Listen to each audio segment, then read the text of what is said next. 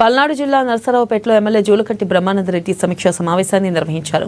మాజీ ఎమ్మెల్యే కాసు మహేష్ రెడ్డి పిన్నెల్లి ఇచ్చిన స్క్రిప్ట్ చదివాడని, మాచర్ల గురించి మహేష్ రెడ్డికి ఏం తెలుసని మాట్లాడారంటూ ఫైర్ అయ్యారు.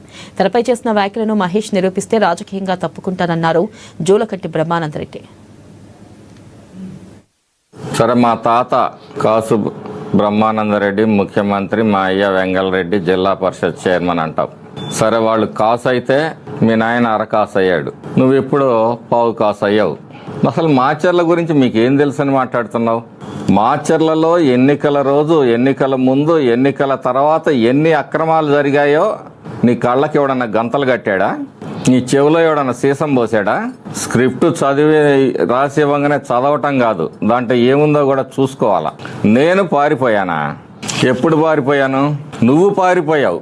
నరసరావుపేట నుంచి నువ్వు పారిపోయావు, మీ అయ్య పారిపోయి గురజాలు వచ్చాడు. చరిత్ర తెలుసుకో మహేష్ రెడ్డి. ఈ తిరకాసు మాటలతోటే మాట్లాడితే మాచర్ల ప్రజలు నీ కొరకాసు పెడతారు.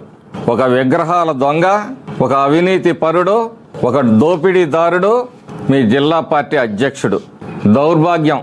అవునులే, అంతకన్నా ఏం జరుగుద్ది? శవ రాజకీయాల్లో పుట్టిన పార్టీ మీది, దోపిడీ డబ్బుతో పుట్టిన పార్టీ మీది.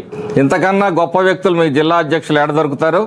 100 సార్లు విగ్రహాల దొంగ అని మీ పార్టీ అధ్యక్షుడిని అడిగితే, అంటే ఏ రోజన్నా జీవితంలో నాకు ఆ విగ్రహాల దొంగతనంతో సంబంధం లేదని ఎప్పుడన్నా ఇచ్చాడా కనుక్కో. అసలు నువ్వేంటి?